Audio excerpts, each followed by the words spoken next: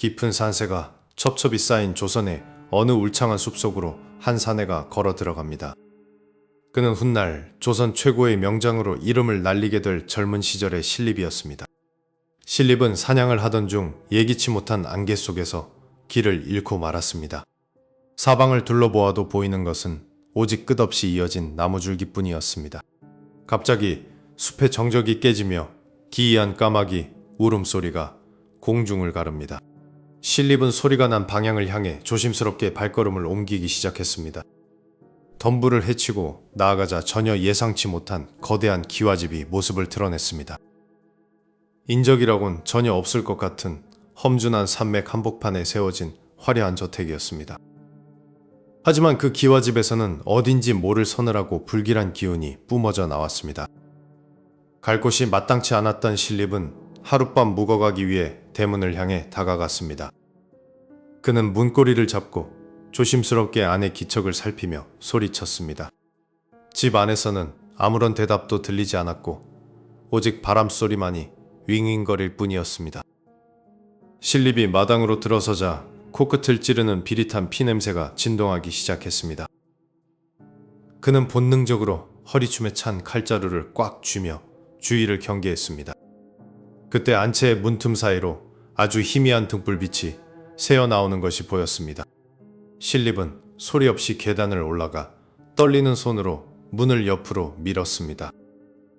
방 안에는 화려한 비단 옷을 입은 한 여인이 밧줄에 묶인 채 쓰러져 있었습니다. 그녀의 얼굴은 눈물로 얼룩져 있었고 눈동자에는 깊은 공포가 서려 있었습니다. 신립은 급히 다가가 그녀의 입을 막고 있던 헝겊을 풀어주었습니다. 여인은 자유가 되자마자 신립의 소매자락을 붙잡으며 살려달라고 애원했습니다. 그녀는 이 집의 모든 식구들이 하룻밤 사이에 누군가에게 살해당했다고 말했습니다. 그리고 그 끔찍한 일을 저지른 자들이 곧 이곳으로 돌아올 것이라고 경고했습니다. 신립은 그녀의 말을 듣고 방 안의 공기가 급격히 차가워지는 것을 느꼈습니다. 멀리서 수십 명의 발자국 소리와 함께 기괴한 웃음소리가 들려오기 시작했습니다. 여인은 온몸을 떨며 구석으로 몸을 숨겼고 신립은 칼을 뽑아 들었습니다. 마당으로 들어온 자들은 인간이라고 믿기 힘든 기이한 형상을 하고 있었습니다. 그들은 이 집의 종들이었으나 주인집 식구들을 몰살하고 광기에 사로잡힌 상태였습니다. 신립은 이들의 눈빛에서 인간의 이성이 아닌 악귀의 그림자를 보았습니다. 물러서지 않으면 모두 베어버리겠다고 신립이 천둥 같은 호통을 쳤습니다. 하지만 종들은 비웃듯이 무기를 휘두르며 신립을 향해 달려들었습니다. 신립의 검술은 마치 번개와 같아 첫 번째로 달려든 사내의 가슴을 꿰뚫었습니다. 붉은 선혈이 허공에 튀었으나 적들은 두려움 없이 계속해서 몰려왔습니다. 신립은 여인을 뒤로하고 홀로 수십 명의 광인들을 상대하기 시작했습니다. 싸움이 격해질수록 방 안의 숨은 여인의 눈빛이 기묘하게 변해가고 있었습니다. 그녀는 두려워하는 것이 아니라 마치 이 참혹한 광경을 즐기는 듯 보였습니다. 신립은 마지막 남은 우두머리 종의 목을 단칼에 베어 넘겼습니다. 온몸이 피로 젖은 신립이 거친 숨을 몰아쉬며 여인을 바라보았습니다. 여인은 다시 가련한 모습으로 돌아와 그에게 다가와 무릎을 꿇었습니다. 그녀는 갈 곳 없는 자신을 거두어 달라며 눈물로 호소하기 시작했습니다. 하지만 신립은 그녀의 아름다움 뒤에 숨겨진 무거운 운명의 그림자를 보지 못했습니다.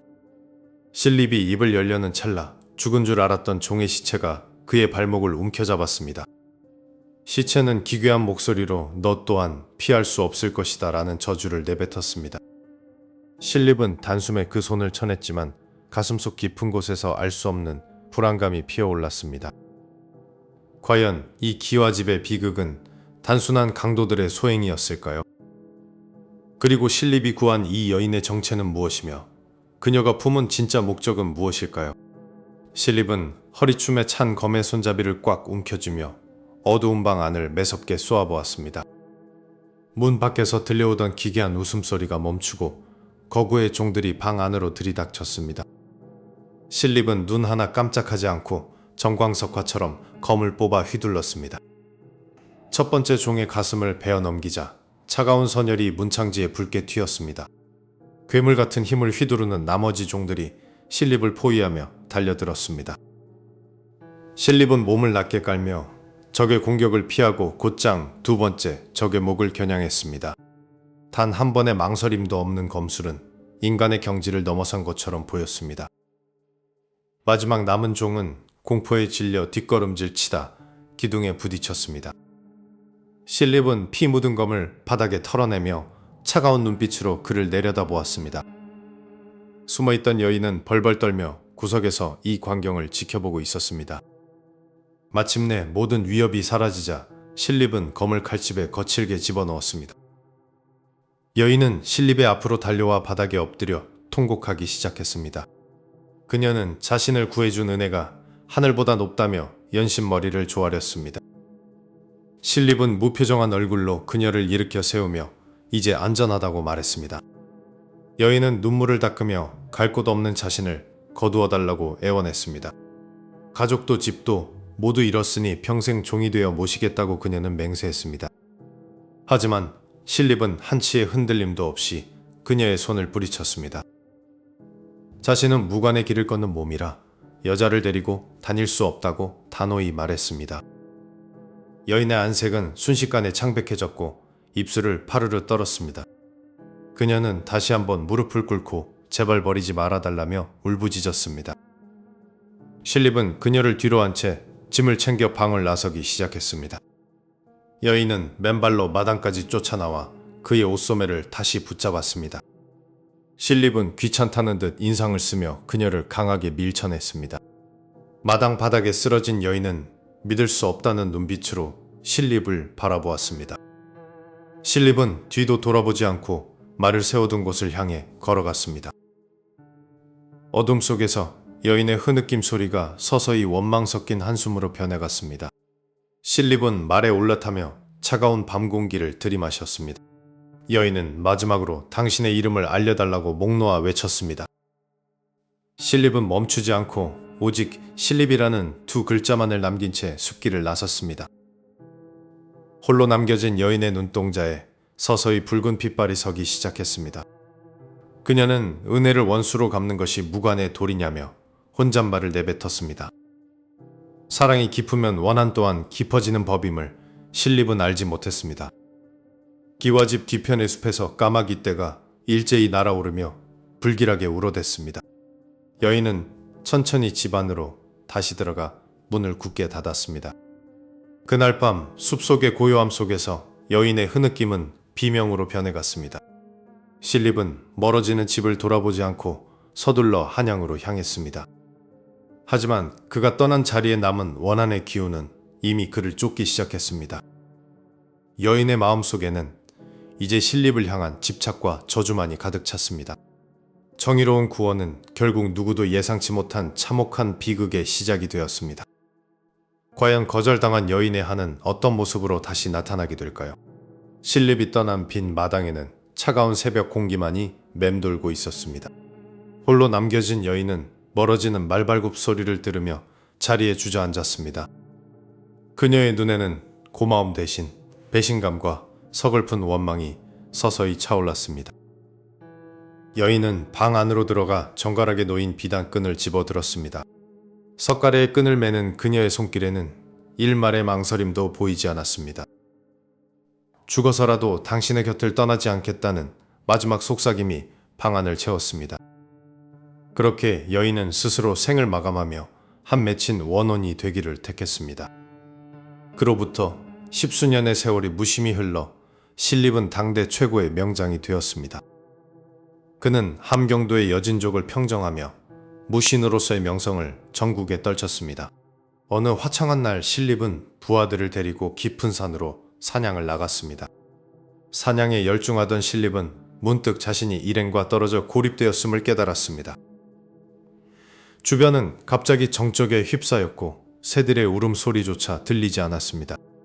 그때 덤불 사이에서 초라한 행색의 한 노인이 천천히 걸어 나왔습니다.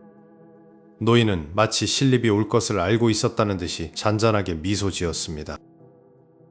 실립은 경계심을 늦추지 않은 채 칼자루에 손을 얹고 노인을 쏘아보았습니다. 길을 잃으신 것 같으니 제가 지름길로 안내해 드리겠다고 노인이 제안했습니다. 실립은 홀린 듯이 노인의 뒤를 따라 깊은 숲속으로 발걸음을 옮겼습니다. 노인은 험한 산길을 걷고 있었으나 숨소리 하나 흐트러지지 않았습니다. 노인이 지팡이로 땅을 칠 때마다 짙게 깔려있던 안개가 양옆으로 갈라졌습니다. 어느덧 숲을 빠져나오자 저 멀리 실립의 군사들이 머무는 진영이 보였습니다. 실립은 무사히 돌아온 것에 안도하며 노인에게 사례를 표하려 했습니다. 하지만 고개를 들었을 때 그곳에는 노인의 흔적조차 남아있지 않았습니다. 발자국 하나 남지 않은 마른 흙바닥을 보며 실립은 등골이 서늘해짐을 느꼈습니다. 군영으로 돌아온 실립은 그날 밤 지독한 악몽에 시달려야 했습니다. 꿈속에서 그는 예전에 구해주었던 그 여인이 목을 매단 채 웃고 있는 것을 보았습니다. 잠에서 깬 실립은 자신의 목에 무언가 감겨있는 듯한 압박감을 느꼈습니다. 다음 날부터 실립은 마치 누군가 뒤에서 지켜보는 것 같은 기분을 떨칠 수 없었습니다.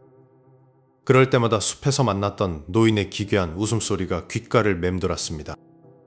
그는 이 기이한 일들이 단순한 우연이 아님을 직감하고 고민에 빠졌습니다.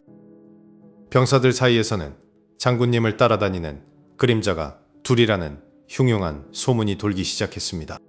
실제로 실립의 그림자 끝에는 여자의 머리카락처럼 긴 형상이 일렁이고 있었습니다. 실립은 정신을 가다듬으려 애썼으나 자꾸만 과거의 기억이 그를 괴롭혔습니다. 그 여인은 정말로 죽은 것일까? 아니면 나를 찾아 여기까지 온 것일까? 며칠 후 실립은 마을 외곽에서 구걸하던 맹인 점술가와 마주치게 되었습니다. 점술가는 실립이 입을 열기도 전에 그의 몸에서 피 냄새가 진동한다고 소리쳤습니다. 원한 맺힌 여자가 당신의 등에 엎여 칼날을 갈고 있다는 점술가의 말에 실립은 얼어붙었습니다. 노인 귀신은 그저 당신을 죽음의 자리로 인도하려는 길잡이일 뿐이라는 경고가 이어졌습니다. 실립은 분노하며 점술가를 밀쳐냈지만 가슴속 깊은 곳의 공포는 더욱 커져만 갔습니다. 그날 밤 그는 누군가 자신의 발목을 잡고 끄는 것 같은 환각에 소리를 지르며 깨어났습니다. 보이지 않는 손길이 그를 점점 어둠 속으로 끌어당기고 있었습니다. 실립은 이제 자신의 운명이 거대한 소용돌이 속으로 빠져들고 있음을 부정할 수 없었습니다. 다음 날 실립의 장인이자 권세가인 권철이 다급하게 그를 불렀습니다. 장인은 실립의 얼굴에 서린 짙은 죽음의 그림자를 보고 경악을 금치 못했습니다. 자네에게 대체 무슨 일이 있었던 것인가라고 장인은 떨리는 목소리로 물었습니다. 실립은 아무 말도 하지 못하고 그저 바닥만을 응시할 뿐이었습니다. 과연 장인 권철이 준비한 비책은 실립을 따라다니는 원혼을 잠재울 수 있을까요? 실립은 북방의 여진족을 소탕하며 조선 최고의 무장으로 이름을 떨치기 시작했습니다. 그의 활약으로 변방의 백성들은 평화를 되찾았고 왕의 신임 또한 두터워졌습니다. 조정에서는 그를 가리켜 일당백의 장수라 칭송하며 앞다투어 공적을 기렸습니다. 하지만 실립의 화려한 명성 뒤에는 언제나 차가운 그림자가 소리 없이 따라붙고 있었습니다. 가끔씩 바람이 불 때면 죽은 여인의 서늘한 웃음소리가 귓가를 스치는 듯 했습니다. 실립의 장인이자 영의정을 지낸 권철은 사위의 안색에서 불길한 기운을 읽어냈습니다. 권철은 은퇴한 후에도 사위가 저지른 과거의 일을 가슴속 깊이 우려하고 있었습니다. 그는 실립의 어깨 위에 내려앉은 검은 원한의 형체를 보았던 것입니다. 권철의 건강은 하루가 다르게 나빠졌고 그는 자신의 마지막이 가까워졌음을 직감했습니다. 어느 날 밤 권철은 급히 실립을 자신의 침소로 불러들였습니다. 권철의 눈동자에는 사위에 대한 애정과 알 수 없는 공포가 뒤섞여 있었습니다. 노인은 떨리는 손으로 머리맡에 놓인 작은 나무 상자를 가리켰습니다. 상자 안에는 붉은 부적이 촘촘히 감긴 작은 청자 호리병이 들어 있었습니다. 권철은 실립의 손을 꽉 잡으며 낮은 목소리로 경고를 전했습니다. 자네가 죽인 그 여인의 혼백이 자네를 파멸로 이끌기 위해 기회를 엿보고 있네. 이 호리병은 내가 전국을 수소문해 얻은 강력한 봉인 도구라네. 만약 자네 앞에 한 노인이 나타나 무언가를 제안하거든 절대 따르지 말게. 그때가 오면 즉시 이 호리병을 열어 자네 주변의 부정한 기운을 가두어야 하네. 신립은 장인의 말을 무겁게 받아들이며 호리병을 품속에 깊이 갈무리했습니다. 권철은 그 유언과도 같은 당부를 남긴 채 그날 밤 조용히 숨을 거두었습니다. 신립은 존경하던 장인의 죽음 앞에 깊은 슬픔에 잠겼습니다. 장례를 치르는 동안 신립의 등 뒤에서는 알 수 없는 한기가 끊이지 않았습니다. 상복을 입은 사람들 사이로 죽은 여인의 모습이 자꾸만 헛것처럼 보였습니다. 세월이 흘러 조선의 정세는 급격히 혼란스러워지기 시작했습니다. 바다 건너 일본에서 전운이 감돌고 있다는 흉흉한 소문이 들려왔습니다. 신립은 곧 다가올 전쟁을 대비하여 군사들을 훈련시키는 데 매진했습니다. 그는 자신이 이끄는 기마병들이라면 어떤 적도 물리칠 수 있을 거라 자부했습니다. 그러나 훈련이 끝난 밤이면 호리병은 가끔 스스로 진동하며 소름 끼치는 소리를 냈습니다. 병 안에서는 억눌린 비명과도 같은 여인의 흐느낌이 흘러나왔습니다. 신립은 이것이 환청이라 지부하며 스스로를 다독였지만 불안감은 커져만 갔습니다. 드디어 1592년 거대한 전란의 불길이 조선 전역을 휩쓸기 시작했습니다. 왜군이 부산항에 상륙했다는 급보가 한양도성에 도착했습니다. 파죽지세로 북상하는 왜군을 막기 위해 조정은 신립을 도순변사로 임명했습니다. 신립은 군사를 이끌고 충주 탕금대로 향하며 필승을 다짐했습니다. 행군 도중 그는 꿈속에서 다시 한번 장인 권철의 환영을 보았습니다. 꿈속의 장인은 슬픈 눈으로 그가 품은 호리병을 가리키고 있었습니다. 정신을 차렸을 때 신립은 호리병의 매듭이 조금 풀려있는 것을 발견했습니다. 전장에 도착한 신립의 앞에는 이미 거대한 적군이 전열을 가다듬고 있었습니다. 강물은 마치 피를 머금은 듯 검붉게 출렁이며 불길한 기운을 내뿜었습니다. 그때 진영 너머 안개 속에서 한 노인이 지팡이를 짚고 천천히 걸어 나왔습니다. 그 노인의 얼굴은 수십 년 전 여인이 자결했던 그 산속에서 보았던 형상과 같았습니다. 노인은 신립을 향해 기묘한 웃음을 지으며 손짓을 보냈습니다. 신립은 장인의 경고가 떠올라 황급히 품 안의 호리병을 꺼내려 했습니다. 하지만 어찌된 일인지 손가락이 마비된 듯 움직이지 않았습니다. 호리병의 붉은 매듭이 순식간에 검게 변하며 스스로 타오르기 시작했습니다. 과연 신립은 장인의 마지막 유산을 사용해 다가오는 파멸을 막아낼 수 있을까요? 1522년 평화롭던 조선의 산하가 왜군의 침략으로 붉게 물들기 시작했습니다. 파죽지세로 북상하는 왜군의 기세에 조선 조정은 공포에 휩싸였습니다. 선조 임금은 마침내 조선 최고의 명장 신립에게 정권을 맡겨 출정시켰습니다. 신립은 수천 명의 청의 기병을 이끌고 충주로 향하며 결전의 의지를 다졌습니다. 하지만 그의 품 안에는 장인이 남긴 불길한 호리병이 차갑게 식어 있었습니다. 충주에 도착한 신립은 험준한 조령 대신 평지인 탕금대를 전장으로 선택했습니다. 부하 장수들은 조령의 험준함을 이용해야 한다고 간청했으나 신립은 고집을 꺾지 않았습니다. 그날 밤 신립의 꿈속에 예전에 죽었던 여인이 다시 나타났습니다. 여인은 슬픈 미소를 지으며 탕금대의 배수의 진만이 승리할 길이라 속삭였습니다. 신립이 놀라 깨어났을 때 텐트 안에는 차가운 한기만이 맴돌고 있었습니다. 마침내 결전의 날, 왜군의 대군이 탕금대 앞벌판을 가득 메웠습니다. 신립은 자신의 최정예 기병대에게 돌격 명령을 내리며 승리를 확신했습니다. 하지만 비가 내려 진흙탕이 된 바닥은 기병들의 발을 묶어버렸습니다. 왜군의 조총부대는 꼼짝 못하는 조선 기병을 향해 일제히 사격을 퍼부었습니다. 비명소리와 함께 무적이라 자부하던 기병들이 추풍낙엽처럼 쓰러져 갔습니다. 신립은 전황을 되돌리려 필사적으로 적진으로 돌진했습니다. 그러나 그가 휘두르는 칼날은 공허하게 허공을 가를 뿐이었습니다. 문득 고개를 든 신립의 눈에 연기 속에서 걸어 나오는 여인의 환영이 보였습니다. 여인은 피 묻은 소복을 입은 채 그를 향해 차가운 비웃음을 날렸습니다. 신립은 그제야 자신이 여인의 귀신에게 속아 사지로 기어 들어왔음을 깨달았습니다. 탕금대의 강물은 퇴로가 없는 절벽 아래에서 검게 소용돌이치고 있었습니다. 절체절명의 순간 신립은 허리춤에 매달린 장인의 호리병을 떠올렸습니다. 그는 마지막 희망을 걸고 호리병의 봉인을 거칠게 뜯어냈습니다. 호리병 속에서 붉은 연기가 솟구치며 거대한 뱀의 형상이 나타났습니다. 하지만 그 뱀은 왜군이 아닌 신립의 몸을 칭칭 감기 시작했습니다. 뱀의 머리가 여인의 얼굴로 변하며 신립의 귓가에 마지막 인사를 건넸습니다.